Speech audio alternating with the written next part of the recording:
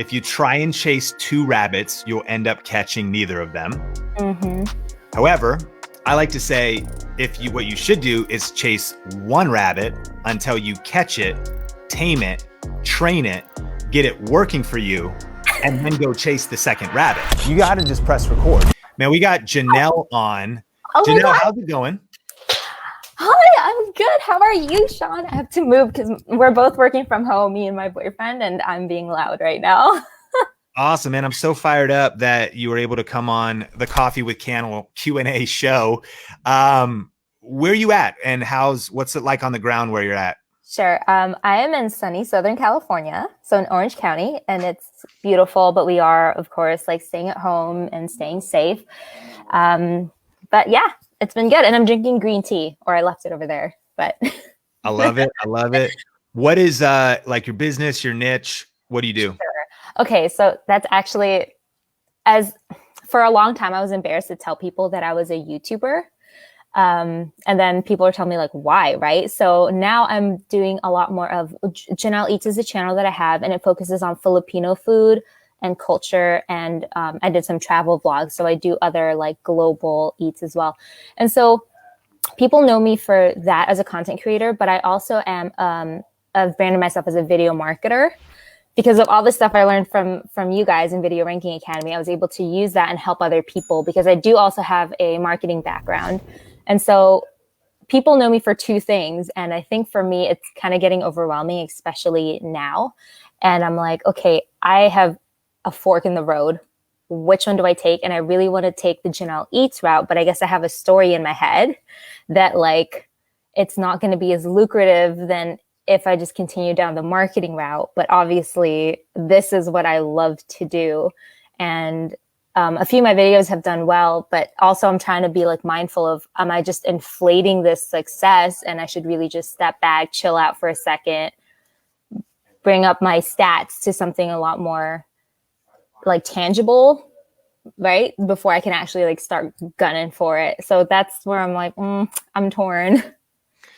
Really amazing questions to unpack here. So really the question, just so I get it right, is one, you're kind of torn between what you absolutely love, Janelle Eats, but also you've been helping people with video marketing.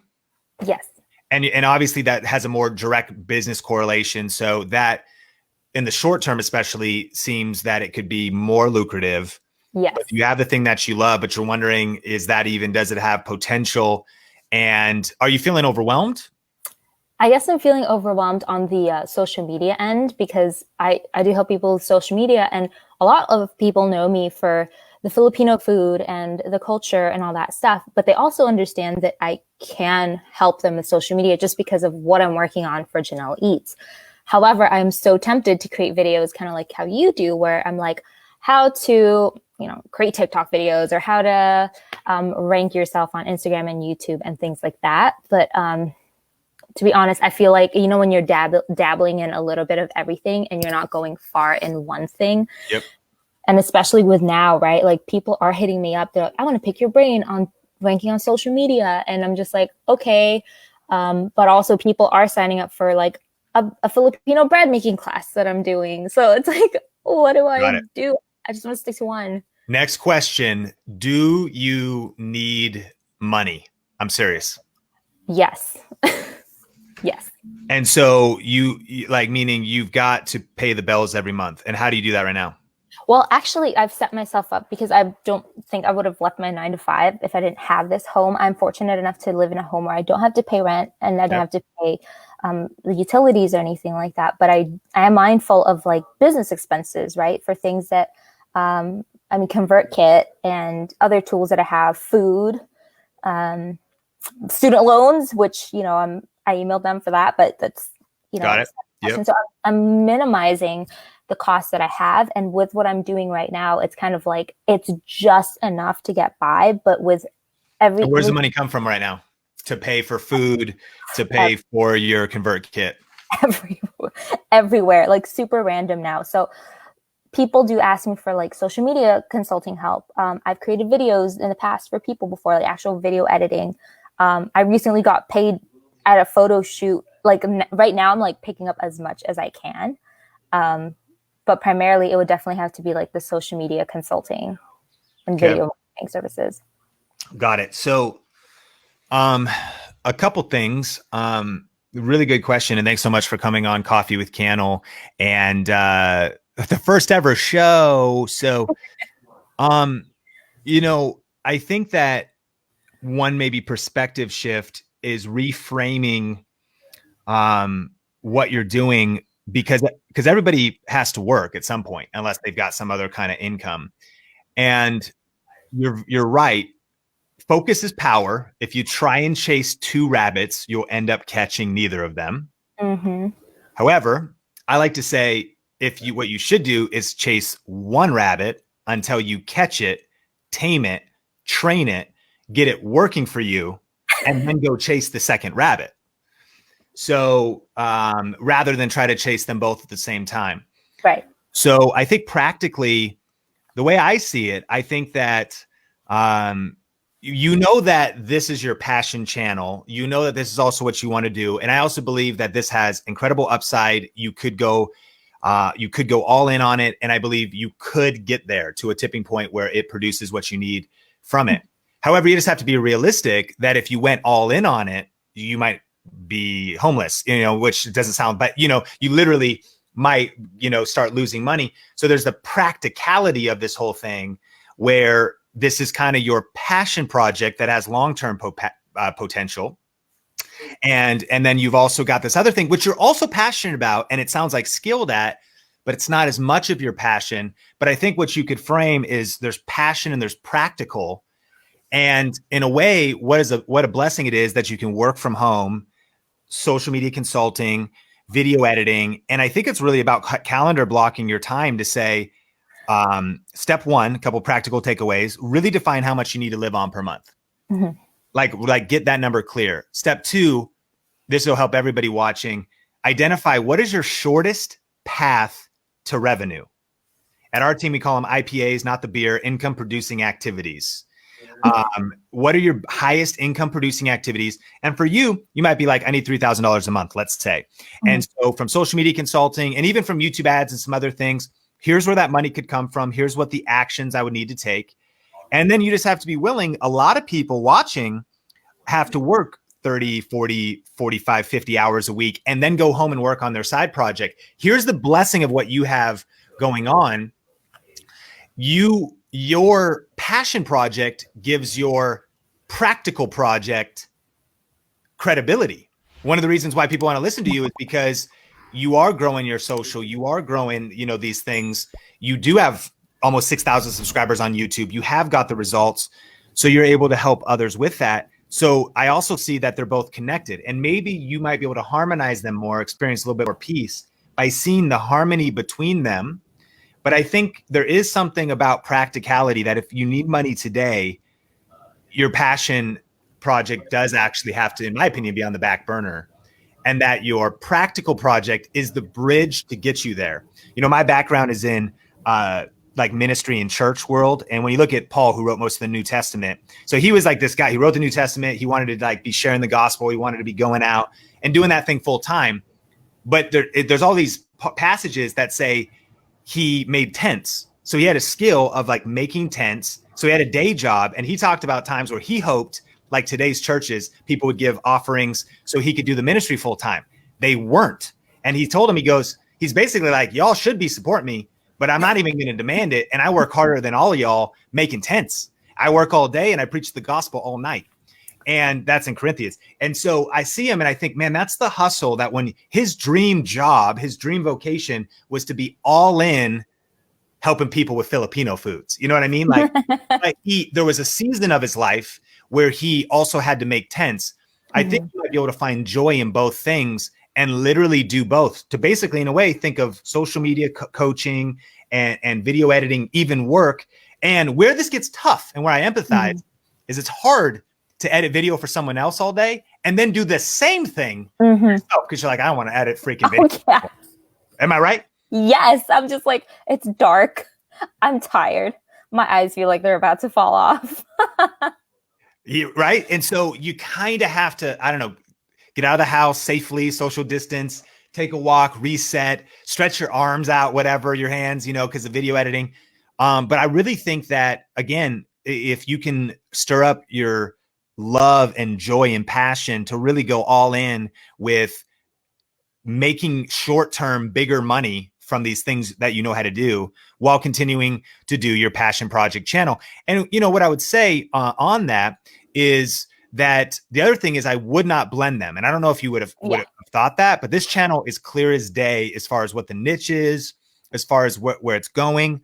And so I hesitate to say this, but in light of knowing you now and getting to hear about the context, it is essentially starting another channel or another vehicle of communication. So for example, like what that could look like is, and let me give another, I think this will help. Heather Torres on the Think Media team has struggled with her social media. And here's why, because she's got a YouTube channel that is about homeschool. So she thinks, okay, my social identity online, I'm this homeschool thought leader, 15,000 subscribers. People look to me for homeschool, but here's the problem. Similarly, and she loves homeschool and she wants to do more videos here, but she works at Think Media and she is like this incredible savage Facebook ads, social media coach, clarity coach. She's like a massive leader. She's managing our team. She creates content. She runs our podcast. She hosts our podcast. So it's like an identity crisis. Like, who am I on Instagram? Because I'm like this homeschool, but I think what might help is you don't have to be the same thing on every platform. You could have just one video marketing podcast.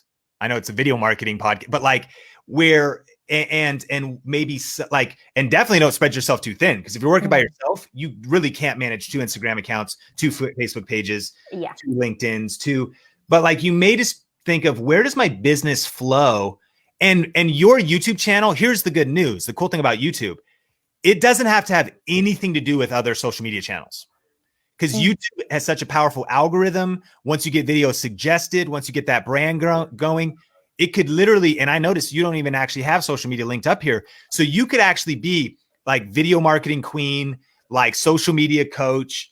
And yes, you might then actually from that world point to what you're doing on YouTube, but your YouTube channel stands alone. People subscribe for the Filipino recipes. They follow you for all of that.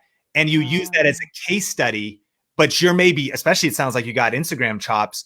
So you're maybe able to then get leads and help people and use that. So maybe if this is helping, and I'd love to answer any final questions after this, plan on paper and break down some branding clarity.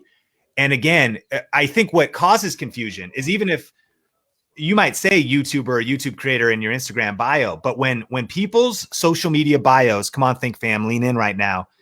When people's social media bios say best-selling fitness author, cryptocurrency investor, wine enthusiast with the wine podcast, family man, like you're like, dude, what are you doing? Like, how can anybody follow you if you don't know where you're going? So it's actually getting clarity. Like people are following your Instagram account, man, video, social media tips and pointing to your YouTube videos, but your identity there. Your YouTube channel is clear as day because that's already dialed. And then maybe you chip away at some video marketing videos, or maybe not because you're already getting business without any other channels. So you just double down on what is it you're doing. For example, and this was one practical idea, maybe it's LinkedIn that you actually start sharing video marketing tips because the organic reach on LinkedIn is so crazy. And you take the one channel to that, like people don't even know your Filipino channel. And by the way, they're probably not looking for cooking tutorials over here. No. And so over on LinkedIn, from a business, coaching, social media, we post a lot of stuff on LinkedIn.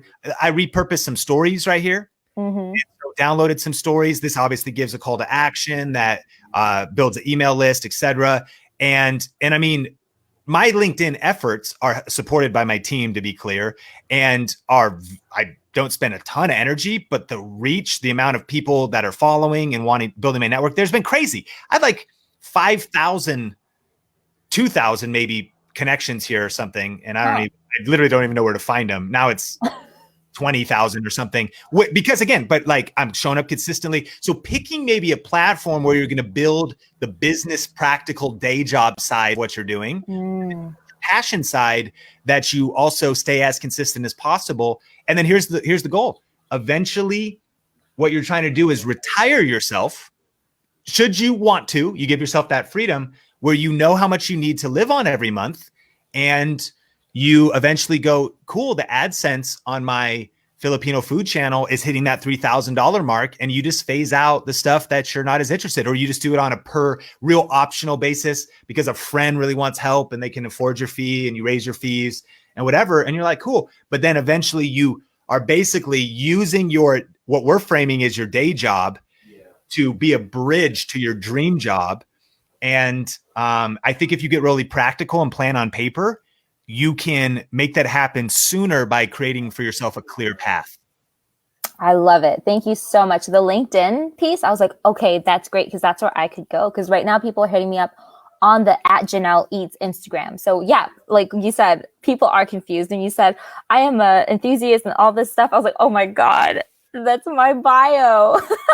So I need to clean that up. So yeah, okay. Action points. I'm going to go on LinkedIn, and that's where I'm going to be delivering all of my video marketing stuff. And then Janelle Eats, Instagram, YouTube. People can still hit me up there because I don't know. That's just where they know to contact me on Instagram. Of course, they'll cross over. Yeah. But so. I think when you get really clear, it's what will trigger growth on each platform. Mm-hmm. That because is true. People like to follow that like featured account. What do they know you for? What do you know for? And people can have different identities. And when you blend them, you know, I'm like recipe, video marketing. What are you doing? I'm trying to see the food, man. Like get out of my Instagram feed. So, and how hot LinkedIn is, and how many people want to learn video on LinkedIn. It's like a gold mine right now. Ooh. Like if you double down and stay consistent, apply for LinkedIn live beta and start. You could do live streams over there. I'm sure you could get approved with the size of your YouTube channel, and they see that you got the chops. Eventually, it'll be open to everybody. LinkedIn's going to do stories. So you might be able to, that was announced. And so it starts and then by the way, people there that LinkedIn is the wealthiest social network. It's professionals. It's people that are serious. So it maps more to, again, the day job, and then stay just joy-filled in this whole thing, because what a blessing that you already have autonomy with these two niches, that you've already got momentum. You've already got your YouTube channel. You already have growth. You get to work from home. Now people have to work from home. Mm-hmm. And so, you know, not every day is unicorns and rainbows. Yeah. But it's sometimes looking at like you could be washing dishes or doing something you absolutely hate. And like if you have to edit video for somebody else, you're like, this is a pretty cool blessing. I'm chilling, drinking my green tea. You know, Southern California could be worse. And then tonight I'm going to cook up some Filipino dishes and make some videos. Life is good. I love it. Thank you so much. And that Telvin James said she just had a revelation. Yes. You made it so clear. Thank you so much, Sean. I know you have other people on here, but you are such a blessing to me and to everybody else. Like my channel wouldn't be where it was now. I wouldn't have the confidence if it wasn't for everything that you've helped me with. So thank you. Appreciate you so much. Thanks for coming on the show. Cheers to the green tea. I'm out of bone broth. It's over there. And one of these days I'm going to get some more coffee, but all right, take care. Have a good day. Bye. You too.